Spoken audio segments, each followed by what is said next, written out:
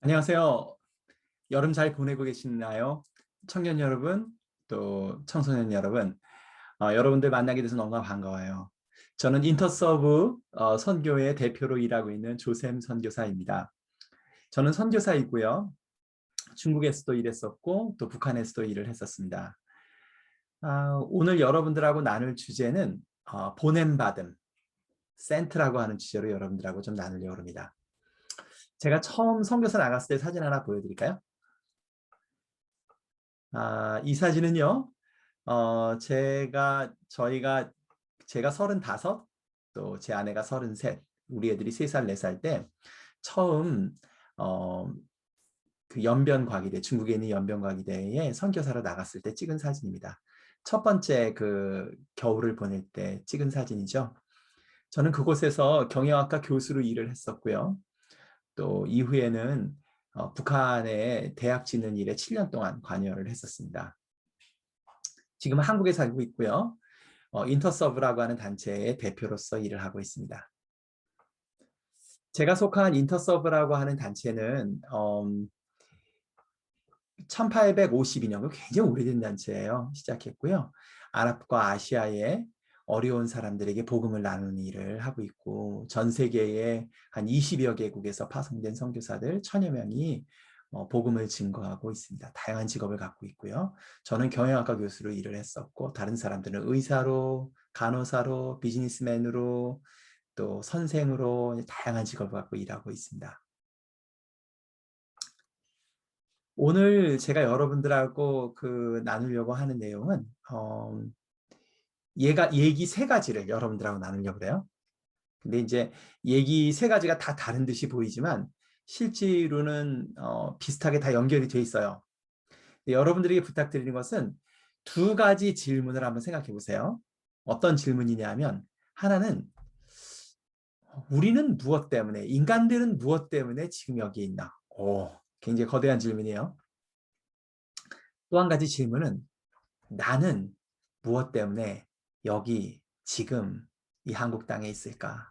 라고 하는 질문을 던져보면 좋겠어요. 제가 세 가지 얘기를 나누고 마지막에 이거를 다 통합하는 작업을 좀 해볼게요. 첫 번째 얘기를 시작합니다. 얘기 하나.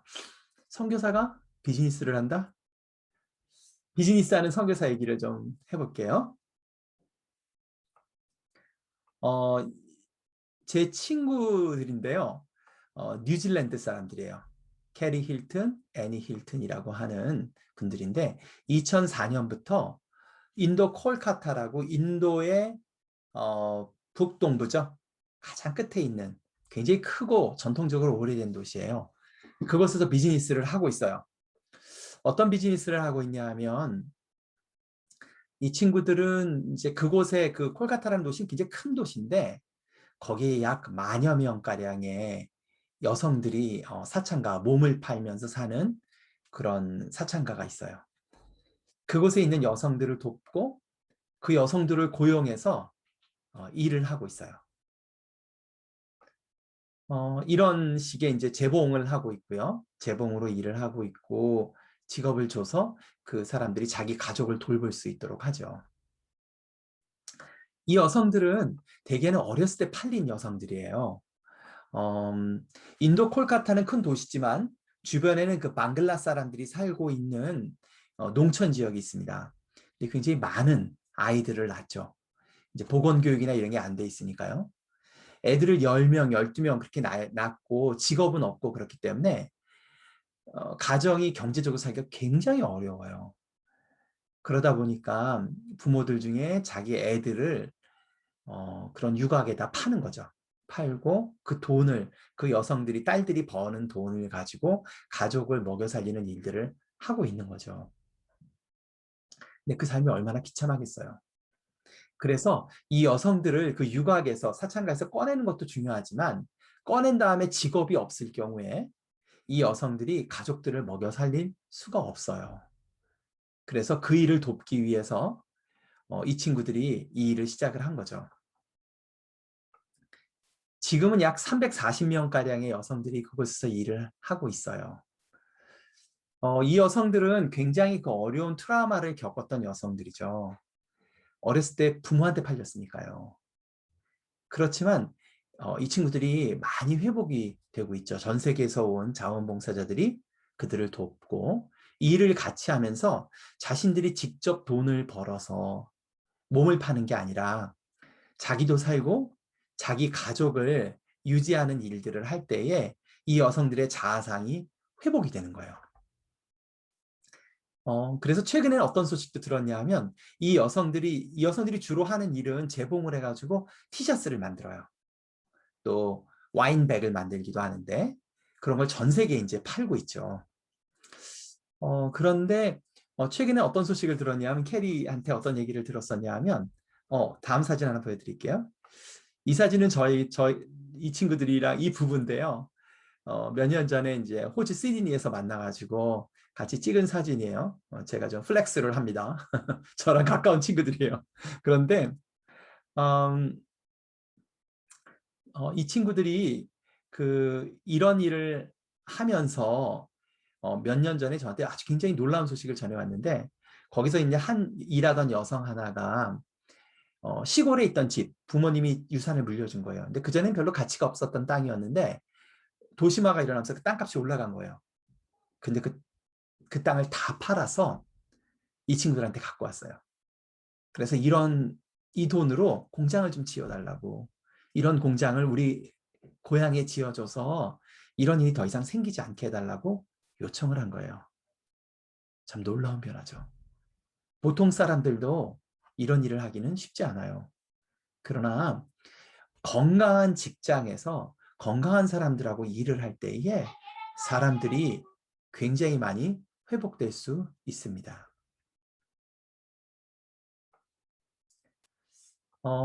왜 선교사들이 비즈니스를 할까요?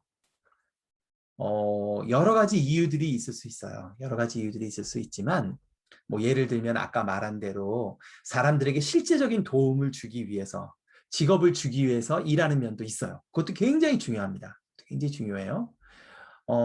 또 이런 땅에서 장기적으로 있기 위해서는 직업이 필요해요. 비자를 얻기 위해서 비즈니스를 갖기도 해요. 그런 여러 가지 이유들이 있지만 가장 중요한 이유는 우리가 세상에서 하나님의 뜻 가운데 정직하게 그리고 성실하게 매일 일하는 모습들을 함께 할 때에 사람들이 건강하게 변해요. 거기에 영향을 받습니다. 즉 뭐냐 하면 예수님이 사셨듯이 매일매일을 성실히 살아가고 다른 사람들을 섬기는 것을 가르쳐야 되는데 그 일은 우리가 그 현장에서 함께 할 때만 나뉘어질 수 있는 것들이에요. 재밌는 것은 과거에 굉장히 어렵게만 여겨진 세계 선교가 신학교를 꼭 가야만 하고 또 목사님들만 할 수 있었던 이런 일들이 이제 오히려 그런 분들한테는 문이 닫히고 점점 직업을 가진 이들에게 문이 열리고 있어요. 왜 그럴까요? 저는 하나님께서 우리로 하여금 삶의 현장에서 예수님의 제자로 사는 것이 어떤 것인지 드러내시기 위함이 아닌가 그런 생각을 해봅니다.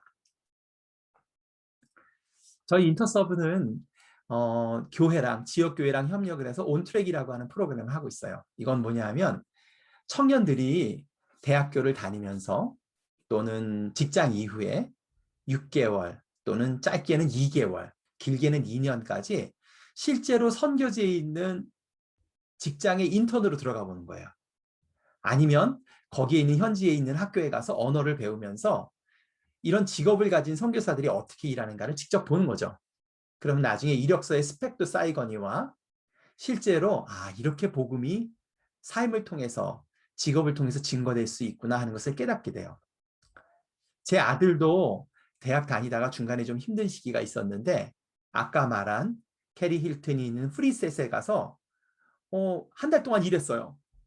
한 달 동안 일하면서 매일 그 친구들이랑 밥 먹고 일하고 마케팅 플랜 짜고 그런 일들을 했는데 엄청나게 그 내면의 변화가 있었어요. 그래서 내가 이후의 삶은 이렇게 살아야 되겠다라고 결심하게 됐죠. 미래의 선교는 직업을 통해서 이루어져요. 그리고 여러분도 이 일에 기꺼이 참여할 수 있어요. 그러나 이 일이 꼭 해외 선교 멀리서만 일어나는 것은 아닙니다. 한국을 한번 볼까요? 이 지표는 변화하고 있는 주가 지수에 대한 그거를 제가 찍은 거예요. 이게 한 2주 전에 찍은 건데 지금은 이보다 더 올랐어요. 코비드 기간 동안에 많은 사람들이 직업을 잃고 있고 어려움을 겪지만 증권 시장은 전혀 없이 붐을 타고 있고, 위에 있는 건 다우존스인데요. 다우존스도 엄청나게 높고 코스피도 지금 3,200이 넘었어요. 무슨 얘기냐 하면 부자들은 여전히 큰 돈을 벌고 있는 거죠. 최근에 여러분들 그 상을 받은 기생충이라는 영화 기억하세요? 예, 그 영화 참 재밌는 코미디죠. 그런데 그 영화 전에 1년 전에 칸느 영화제에서 후보에 대상을 받을 후보까지 올라갔던 버닝이라는 영화가 있어요. 그리고 올해 아카데미상 받은 영화는 노마드랜드라고 하는 영화죠. 놀라운 것은 이 세 가지 주제가 다 무엇을 향해서 가리키고 있냐 하면 전 세계적으로 일어나는 경제의 양극화. 부자들은 더욱 부자가 되고 가난한 사람들은 더욱 가난해지는데 특별히 청년들이 굉장히 어려움을 겪는 것을 볼 수 있죠. 이런 어려움 가운데에 실제 직장을 구하는 거라든가 아니면 직장에 들어가서 일을 한다거나 먹고 살기 위해서 일하는 삶의 현장, 비즈니스의 현장, 그 가운데에 돈이 있든 없든 자기가 원하는 직업을 가졌던 못 가졌던 하나님의 뜻대로 하나님을 예배하고 매일매일 성실히 살아가며 다른 사람들을 섬기는 사람들이 필요해요. 그것은 멀리 있는 인도 콜카타에서도 이루어져야 되지만 여기서도 이루어져야 됩니다. 그런 사람들을 통해서 복음이 증거돼요. 그것은 현대 선교의 굉장히 중요한 한 흐름입니다. 이 대목에서 말씀 하나 볼게요. 여러분들 아마 대부분 알고 있는 선교 대위임령이죠. 예수님이 이렇게 말씀하셨어요. 예수께서 다가와서 그들에게 말씀하셨다. 예수님이 이제 부활하셔서 승천하시기 전이에요. 근데 제자들에게 이런 말씀을 해주셨어요. 나는 하늘과 땅의 모든 권세를 받았다. 그러므로 너희는 가서 모든 민족으로 제자를 삼아서 아버지와 아들과 성령의 이름으로 세례를 베풀고 내가 너희에게 명령한 모든 것을 그들에게 가르치게 하여라. 보아라, 내가 세상 끝날까지 항상 너희와 함께 있을 것이다. 예수님이 약속하셨죠. 이 약속에서 가장 중요한 구절은 헬라어로 보면은 사실은 명령문이 하나밖에 없어요. 그것은 모든 민족으로 제자를 삼아라. 판타타 에스네이 마세이 추사테, 모든 민족으로 제자를 삼아라 라고 말했어요. 우리가 얼핏 생각하기에 기독교가 많은 사람들을 기독교화하는 것, 기독교인으로 만드는 것에 관심이 있을 것 같지만 예수님의 관심은 그보다 어디에 있냐 하면 예수님의 제자로서 삶의 현장에서 하나님을 예배하고 이웃을 사랑하는 사람들이 자라나기를 바라시는 거죠. 그런데 그런 제자는 제자를 통해서만 나옵니다. 즉 뭐냐 하면 그것이 인도 콜카타가 됐던 아니면 이 한국에 있는 서울이든 아니면 부산이 됐든 여러분들의 삶의 현장에서 하나님을 예배하고 하나님의 뜻대로 최선을 다할 때에 하나님께서 함께 하시고 그리고 여러분들을 통해서 복음을 증거하시겠다는 약속을 하고 계신 것입니다. 자, 첫 번째 얘기를 마칠게요.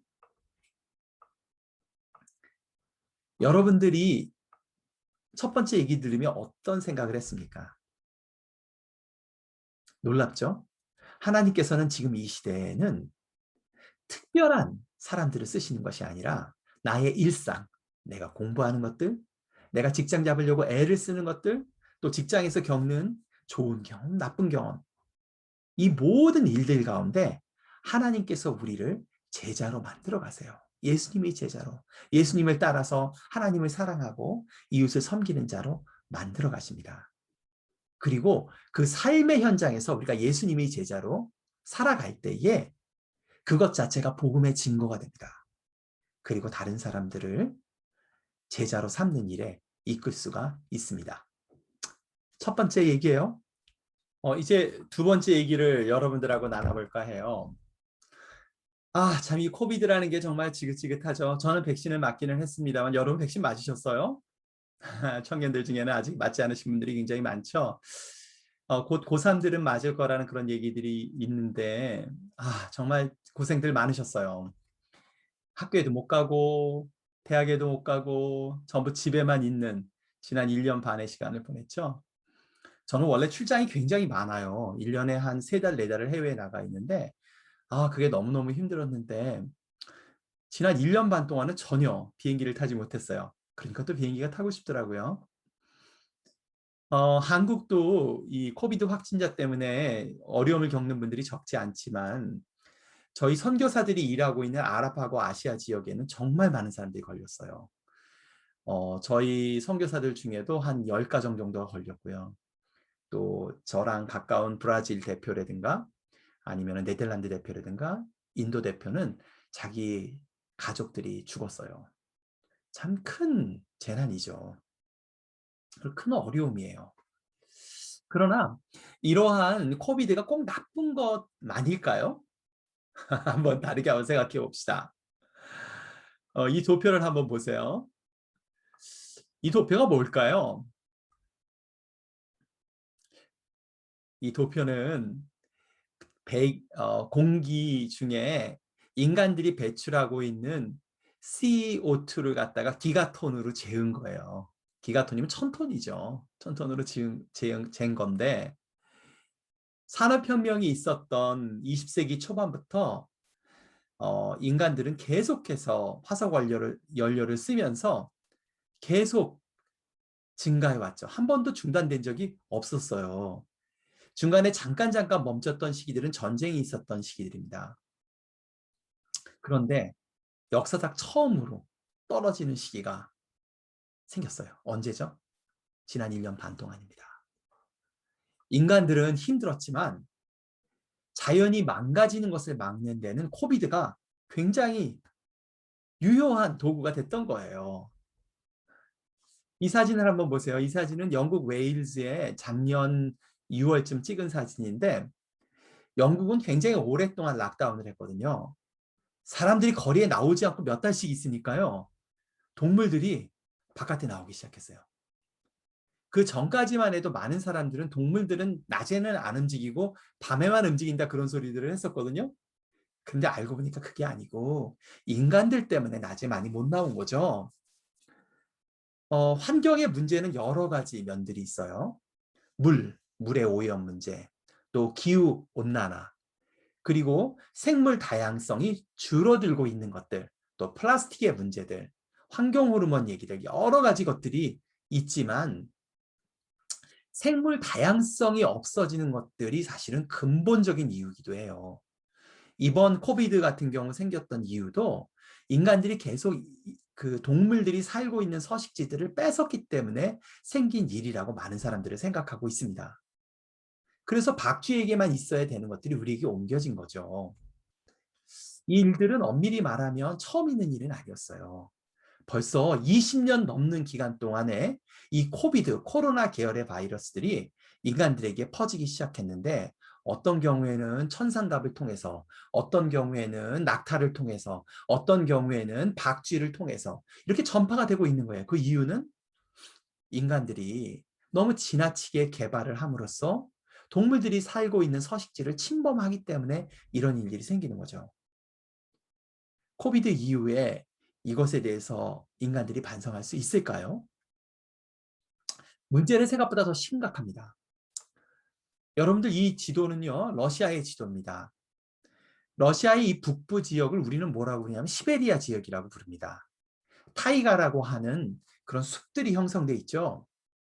겨울에는 영하 40도, 50도까지 떨어져요.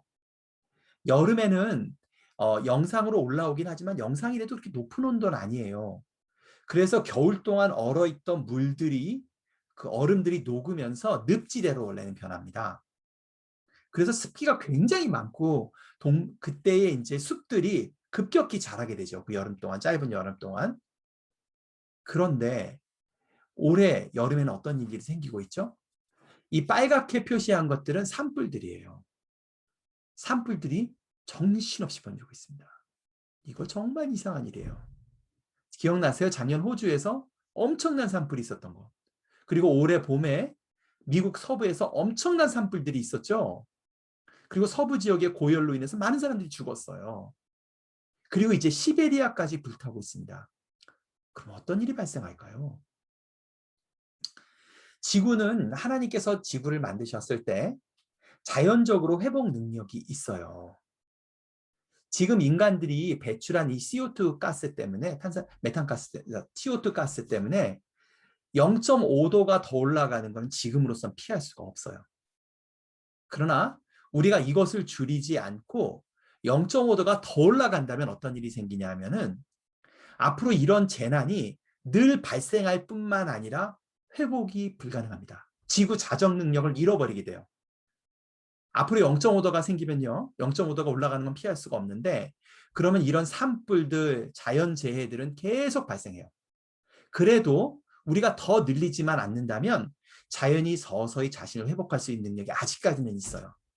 그러나 많은 과학자들이 얘기하는 것은 지금보다 1도가 더 올라간다면 그럼 끝이다. 아마 지구의 종말이 올 것이다. 그렇게 얘기를 하고 있는 거죠. 정말 두려운 일 아닙니까? 더군다나 이 시베리아 지역에는 이 빙하 밑에 많은 균들이 고대로부터 내려오던 균들이 있어요. 이것은 코로나 그 계열의 병균보다 더 강력한 것일 수가 있어요. 탄저균 이런 것들이 있거든요. 그런 것들이 번져나가면 어떤 일이 발생할까요? 우리와 자연은 밀접한 관련이 있습니다. 이것을 돌보는 것이 우리의 선교일까요? 아닐까요? 아까 제가 예수님께서 마태복음 28장에서 말씀하신 모든 민족으로 제자 삼으라고 얘기를 했는데 모든 민족으로 제자 삼는 것과 이것과는 관련이 없을까요? 모든 민족으로 제자 삼는 게 더 중요하고 자연을 돌보는 건 중요하지 않을까요? 우리가 말씀을 한번 봅시다. 예수님께서 아까 말씀하신 마태복음 28장의 말씀은 예수님께서 아브라함과 맺었던 마태복음 창세기 13장의 언약에 기초한 말씀입니다. 하나님께서 창세기 13장에 보면은 아브라함에게 너는 모든 민족에게 복의 근원이 될지라 라고 말씀하셨어요. 예수님께서 그걸 기억하신 거죠. 그래서 하나님의 복음이 이스라엘 민족만을 위한 것이 아니라 모든 민족을 위한 거라고 원래 약속하셨어. 라고 그것에 근거해서 마태복음 28장에 모든 민족에게 제자로 삼아라 라고 말씀을 하신 거예요. 그런데 그 아브라함에게 맺은 언약보다 더 앞선 언약이 하나 있어요. 그것은 창세기 9장에 나오는 언약입니다. 창세기 9장을 읽어보면 이렇게 나와 있어요. 하나님이 노아와 그 아들들에게 복을 주시며 그들에게 이르시되 생육하고 번성하여 땅에 충만하라. 땅의 모든 짐승과 공중의 새와 땅에 기는 것과 땅의 모든 물고기가 너희를 두려워할 것이다. 그러나 고기를 생명되는 핏째 먹으면서 그들을 학대해서는 안 된다라고 얘기를 하죠. 만일 우리가 함부로 동물들을 학대하면 너희의 피, 너희 생명의 피를 찾으니 짐승이면 그 짐승에게서 사람이면 사람의 형제면 그에게서 생명을 찾으리라 말씀하세요. 보세요. 어떤 얘기를 하고 있죠?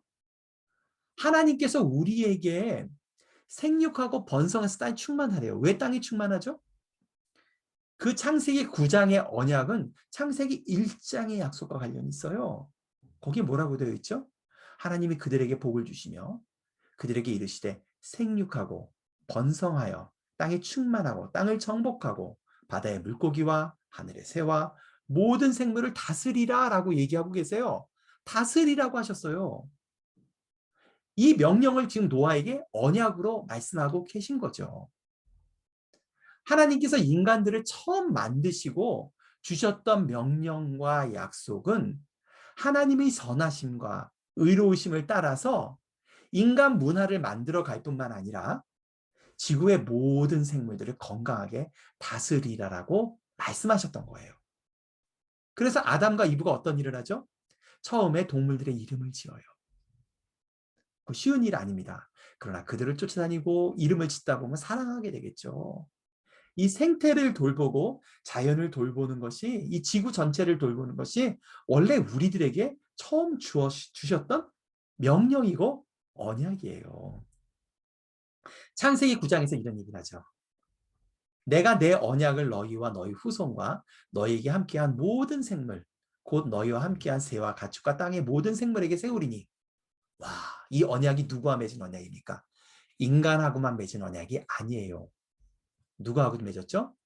모든 생물들하고도 맺은 언약입니다. 그리고 그 앞서 뭐라고 말씀하시면 내가 두 번 다시는 자연의 이런 재해로 지구를 멸망시키지 않겠다.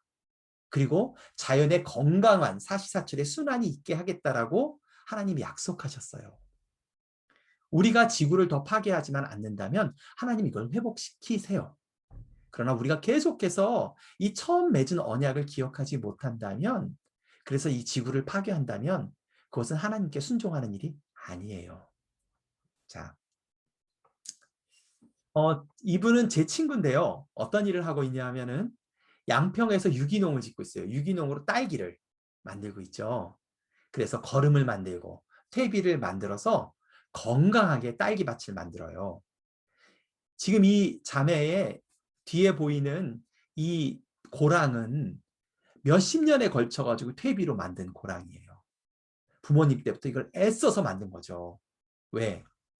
화학 비료를 주지 않고 자연의 원래 그 힘으로 함으로써 건강한 음식을 우리가 먹을 뿐만 아니라 자연을 보호하려고 하는 거죠. 그래서 잘못된 화학, 농약으로 땅이 파괴되는 것을 막으려고 하는 거죠. 미생물을 보호하려고 하는 거예요. 이런 것이 선교일까요? 아닐까요? 최근에 저는 이 부분들이 왜 중요한가, 그리고 우리가 어디부터 실천할 것인가에 대해서 작은 북클럽들을 만들고 초청하고 있어요. 또 가을에는 저희가 이것에 대한 책도 내려고 생각하고 있는데, 혹시 여러분 교회에서 이런 일들을 시작해보면 어떨까요? 마태복음 28장에 하나님께서 모든 민족으로 제자를 삼으라고 하셨던 말씀은 기독교인들을 단순히 숫자 늘리란 얘기가 아닙니다. 그것은 원래 그 전에 약속하셨던 지구와 문화를 돌볼 줄 아는 사람들, 그 사람들이 바로 예수님의 제자인 거죠. 그 제자들을 만들라고 말씀하신 것입니다. 그렇기에 지구를 돌보는 일은 당연히 예수님이 제자요, 또 선교라고 할 수가 있습니다. 저는요, 플라스틱 컵 안 씁니다. 항상 텀블러 들고 다녀요. 그리고 육식을 너무 많이 하지 않으려고 노력합니다. 왜냐하면 육식은 많은 땅을 소비시키기 때문에 그렇습니다. 또 뿐만 아니라 될 수 있으면 대중교통을 타려고 애를 쓰죠. 주일날이 되면요, 병에 있는 라벨들을 띄고 병들을 청소하고 분리하는 일에 1시간 이상씩 보내요. 제가 왜 그렇게 할까요? 예수님이 제자로 살고 싶기 때문에 그렇습니다. 그리고 하나님을 그런 일을 통해서 예배하고 싶어서 하는 거죠. 여기서 예수님의 말씀을 한번 봅시다.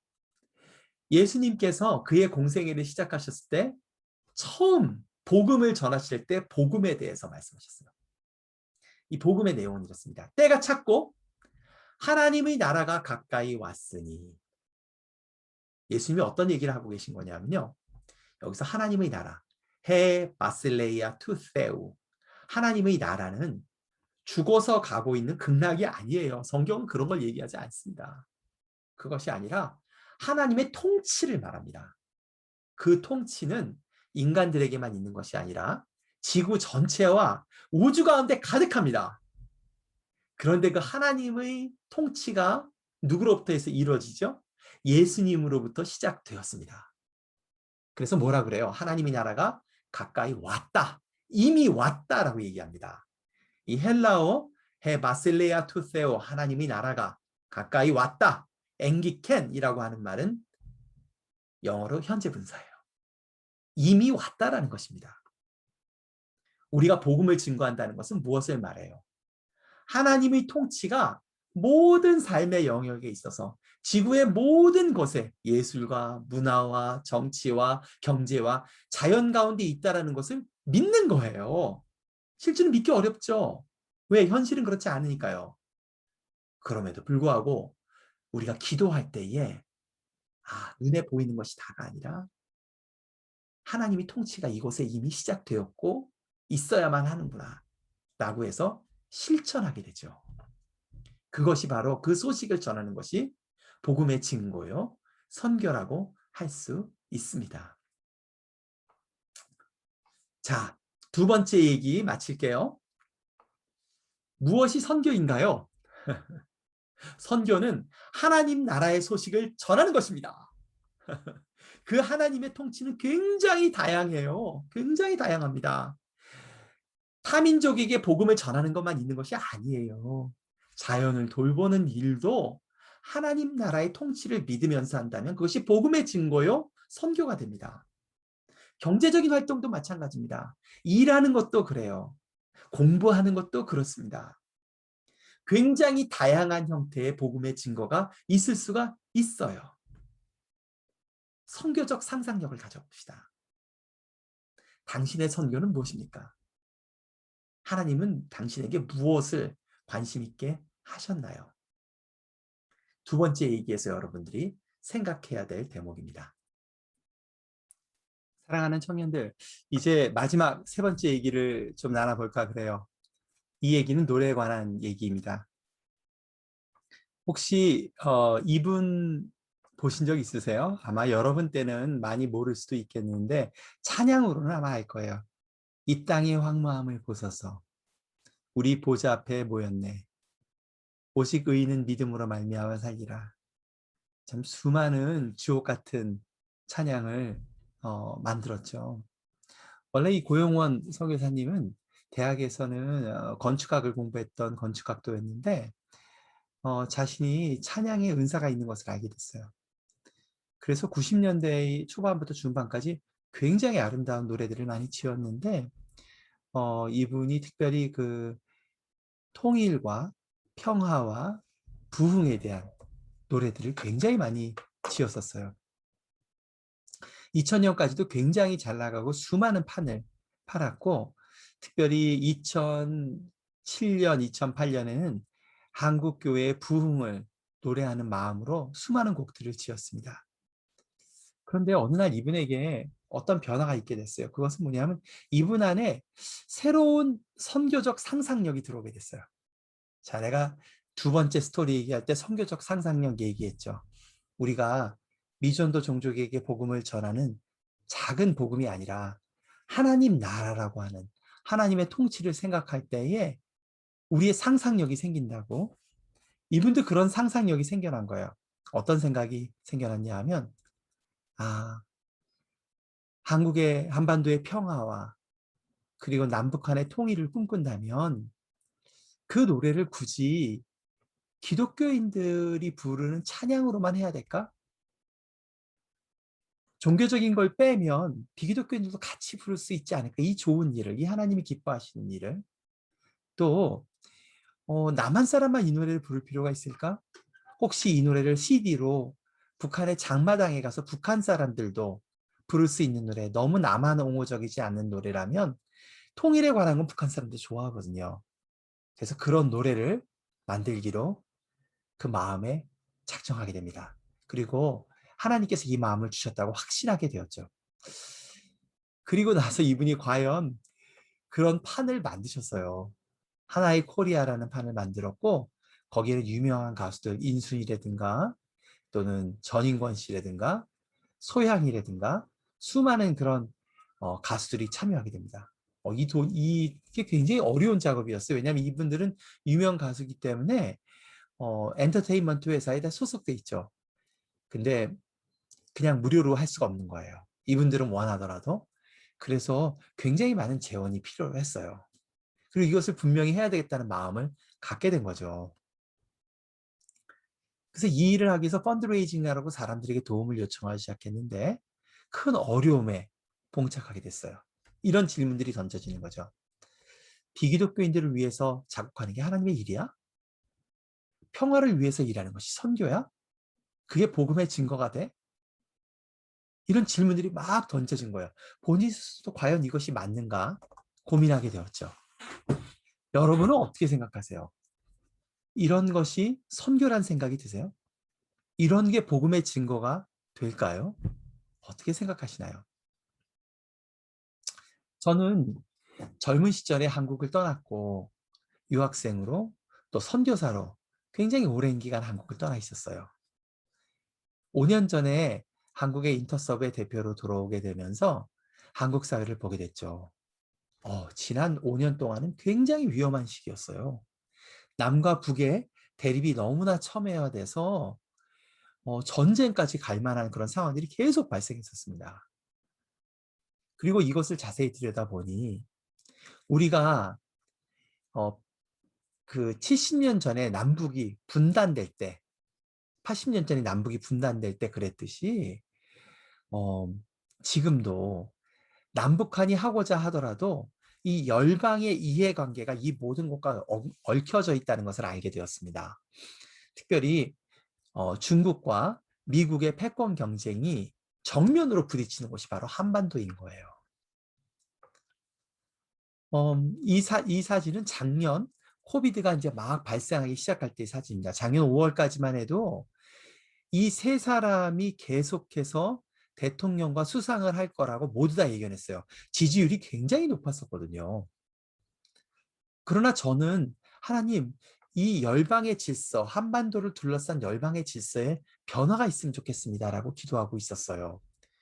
왜냐하면 지금 현재의 대통령이나 여당은 통일이나 평화 문제에 굉장히 적극적인 편에 속합니다. 그럼에도 불구하고 전혀 진보를 만들어낼 수가 없었어요. 왜냐하면 이 열방의 이 갈등들, 이 리더들이 워낙 강한 사람들이어서 변화가 있을 수가 없었죠. 근데 그 사이에 어떤 일이 발생했나요? 참, 전 세계에서 가장 힘이 있는 리더라고 할지라도 하나님께서 손을 대니까 두 사람, 트럼프와 아베가 다 그만둘 수밖에 없는 상황이 되었죠. 그리고 그 가운데에 시진핑은 어떻게 될까요? 내년도가 2022년, 시진핑이 원래대로라면 물러서야 될 임기가 다 찬 해입니다. 그러나 시진핑은 그동안 자신의 독재를 위해서 굉장히 많은 정책들을 준비해 왔죠. 그러나 하나님께서 손대면 이 사람이 계속 있을 수 있을까요? 어떻게 될지는 알 수 없으나 이런 열방의 가장 큰 왕들이라 할지라도 하나님께서 다스리십니다. 저는 올해 그 문재인 대통령과 바이든 대통령이 만났을 때, 몇 달 전에 만났을 때 굉장히 기대를 갖고 이 사건을 들여다보고 있었어요. 거기에는 다음과 같은 항목이 있습니다. 이번에 둘이 만나서 선언서를 발표했는데요.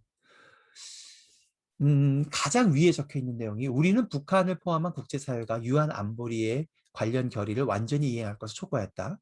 문재인 대통령 한국과 미국의 안보를 향상시키는 실질적 진전을 위해 북한과의 외교에 열려 있고 이를 모색한다는 정교하고 실용적인 접근법을 취하는 미국의 대북 정책 검토가 완료된 것을 환영하였다. 오, 이건 큰 변화예요. 왜냐하면 지금 미국이 과거에 트럼프가 했듯이 메가딜, 비핵화를 먼저 약속하지 않으면 조금 더 할 수 없다라고 했던 약속에서 이제는 그 전이라고 할지라도 정교하고 실용적인 작은 접근을 하겠다는 성명을 한 거죠. 또한 그 다음 문장이 이렇게 적혀 있어요. 우리는 또한 2018년 판문점 선언과 싱가포르 공동성명 등 기존의 남북 간, 북미 간 약속에 기초한 외교와 대화가 한반도의 완전한 비핵화와 항구적 평화 정착을 이루는데 필수적이라는 공동의 믿음을 재확인하였다. 바이든 대통령은 또한 남북 대화와 관여, 협력에 대한 지지를 표명하였다. 여기도 주목할 만한 내용이 있어요. 2018년 판문점 선언을 인정하겠다는 내용이 있습니다. 놀랍죠. 왜냐하면 판문점 선언은 미국이 직접적으로 들어가지 않고 남과 북의 리더들만이 만났었기 때문에 사실 트럼프 때는 인정되지 않았던 것이에요. 그리고 이에 앞서서 바이든과 문재인 대통령이 만나기 전에 그 전주에 미국 하원에서 한반도의 평화에 대한 헌법은 아니죠. 법안이 처음으로 상정돼서 의논되기 시작했어요. 참 이러한 변화들은 결코 작은 변화들이 아니죠. 물론 이런 변화들이 반드시 결과를 나타낸다라고 볼 수는 없어요. 그러나 저는 지난 5년 전부터 이 땅에 들어온 뒤로 6월 달이면 3주씩 매일 아침마다 기도합니다. 이 땅에 평화가 오고 그리고 남북이 통일되고 그리고 자유민주주의가 이 땅을 지배하기를 매년마다 기도해 왔어요. 그러니까 이러한 변화들이 결코 작게 여겨지지 않지요. 그리고 하나님께서 이런 일을 하시기를 원합니다. 그래서 이 일을 위해서 기도하고 그리고 북한과 통일과 평화에 대한 책 읽기를 여러 모임을 통해서 진행하고 있어요. 왜 그럴까요? 저는 이것이 하나님이 기뻐하시는 일이요. 우리가 해야 될 선교라고 믿기 때문입니다. 바울의 얘기를 한번 들어봅시다. 바울이 노년에 봤던 선교가 무엇인가에 대한 글을 적을 필요가 있어요. 에베소 1장 9절 10절에 뭐라 그래요? 그 뜻의 비밀을 우리에게 알리신 것이요. 그의 기뻐하심을 따라 그리스도 안에서 때가 찬 경륜을 위하여 예정하신 것이니 하늘에 있는 것이나 땅에 있는 것이 다 그리스도 안에서 통일되게 하려 하십니다. 이렇게 적혀 있어요. 무슨 얘기를 합니까, 바울이? 하나님께서 예수님 안에서 자연과 인간이 갈라선 것을 새 창조의 질서 가운데 통일하고 그리고 인간과 인간들, 국가와 국가들, 남한과 한국과 일본이 그리고 중국과 미국이 그리고 남한과 북한이 갈라선 것을 새 창조의 질서 가운데 회복하기를 원하신다라고 얘기를 하죠. 하나님이 그 일을 하신다고 얘기를 하고 있는 겁니다. 그렇기 때문에 하나님 백성된 우리도 그 일을 하는 것이 하나님의 일에 동참하는 것이죠. 그 하나님의 일에 동참하는 것, 그것을 선교라고 부릅니다.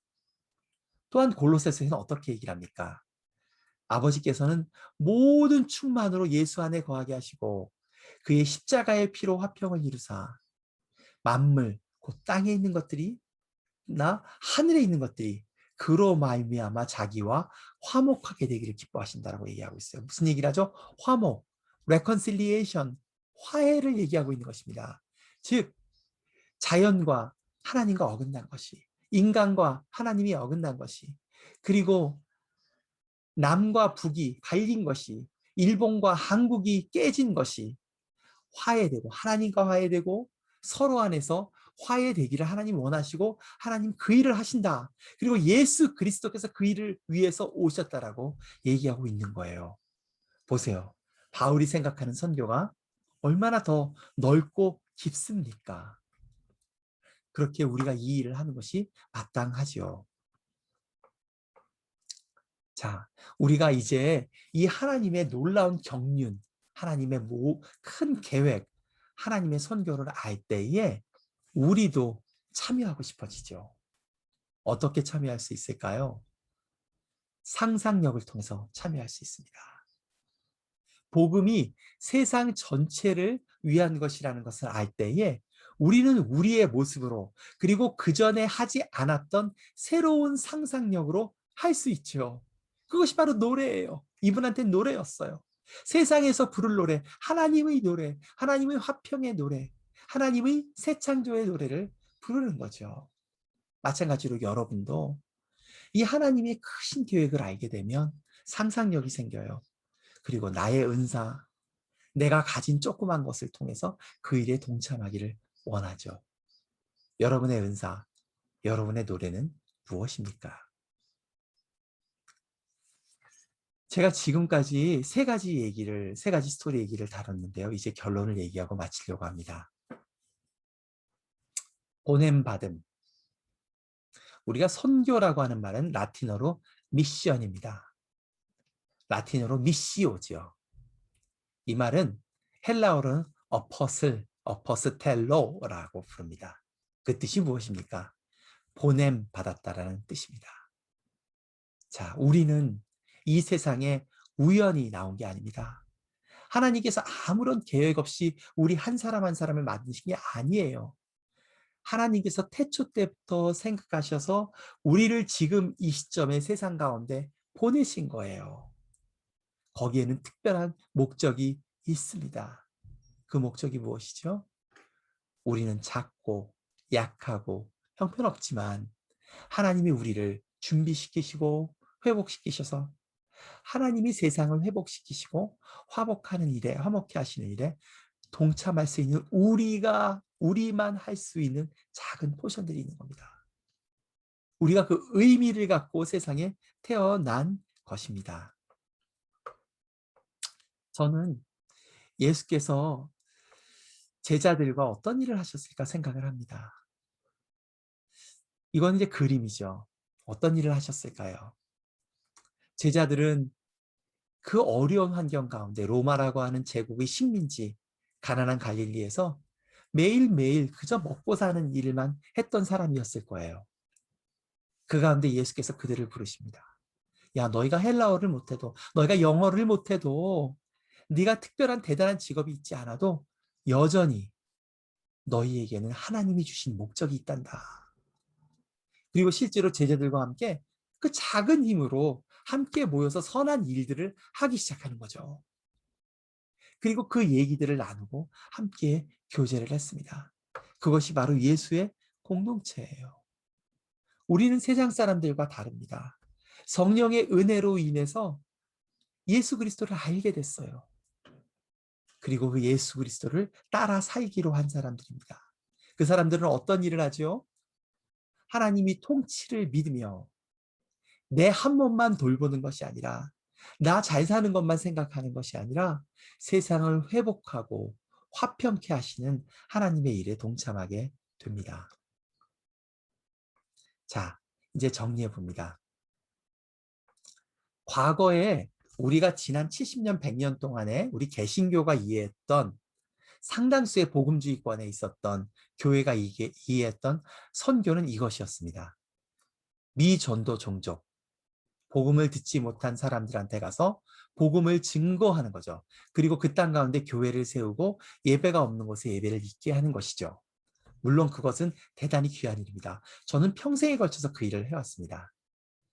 그러나 우리가 하나님의 나라의 관점에서 본다면 하나님의 통치가 이 땅 가운데, 자연 가운데, 사람들 가운데, 문화 가운데 임했다라고 하는 이 Y축에 있는 이 하나님의 통치로 복음을 이해한다면 우리의 상상력은 커집니다.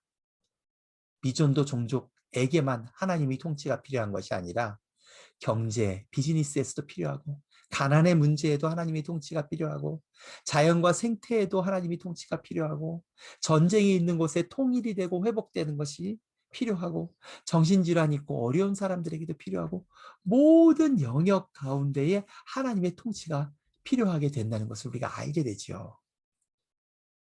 그리고 하나님께서 이제 우리를 그 일 가운데 모든 사람들, 여러분 한 사람 한 사람 쓰기를 원해요.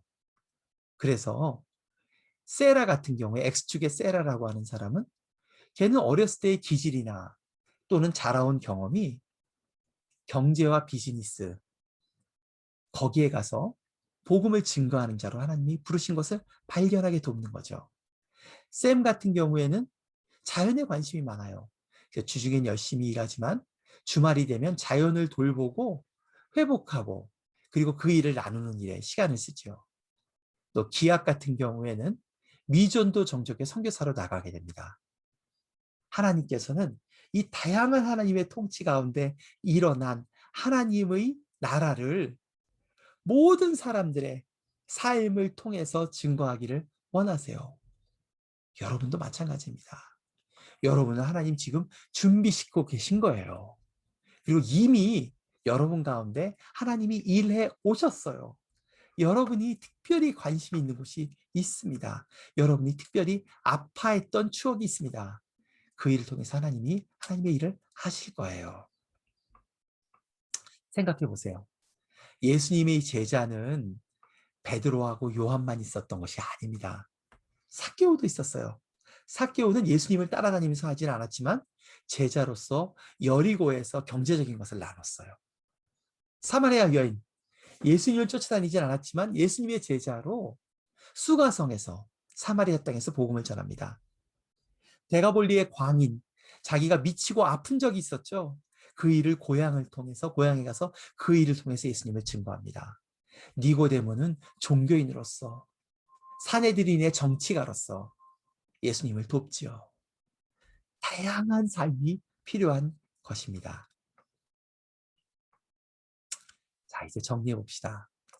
제가 처음 시작할 때에 세 가지 스토리를 얘기하고 두 가지 질문을 여러분에게 던져보라고 했어요. 첫 번째 질문은 뭐였어요? 우리 인류는 무엇 때문에 지금 여기에 있을까요?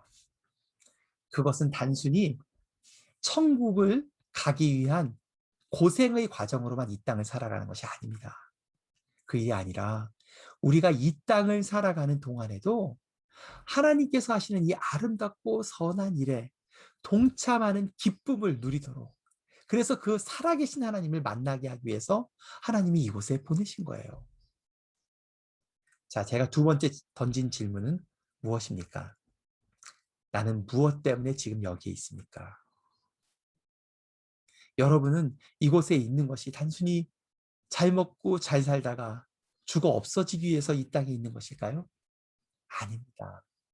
여러분이 타고난 성격, 그리고 은사, 여러분이 겪었던 고난과 어려움, 그리고 여러분이 선택하지 않았지만 할 수 없이 있게 된 이 한국 땅, 이 모든 것들이 저주가 아니라 하나님께서 당신이 아니면, 그대가 아니면 할 수 없는 선한 일을 위해서, 그래서 그 일을 천국에서 기억할 수 있도록 여러분들을 이곳에 준비시킨 것이에요. 제가 마지막 질문을 던집니다. 그 하나님께서 당신 삶에서 어떤 일을 하시나요? 또 어떤 일을 해오셨나요? 여러분을 어떻게 이끄시고 계시는가요? 한번 곰곰이 생각해 보세요. 그리고 예수께서 우리를 부르십니다. 요한이 잡힌 후 예수께서 갈릴리에 오셔서 하나님의 복음을 전파하여 이르시되 때가 찼고 하나님의 나라가 가까이 왔으니 회개하고 복음을 믿으라 하시더라. 우리가 이 많은 얘기들을 들었는데 우리가 어디부터 시작하면 좋을까요? 예수님께서 그 본을 보이셨어요. 이 모든 하나님 나라의 통치, 그리고 이 소식을 전하는 보냄받은 자로서, 선교사로서, 사도로서 그 시작을 어디서 하면 좋을까요?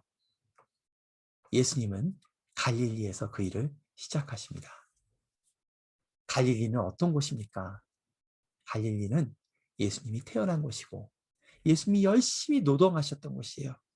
그리고 형제들과 아버지와 함께 자라났지요. 그리고 그 갈릴리에서 어려운 사람들을 고쳐주고 도와줬습니다. 그리고 원래 알고 있었던 사람들을 제자로 삼으셨어요.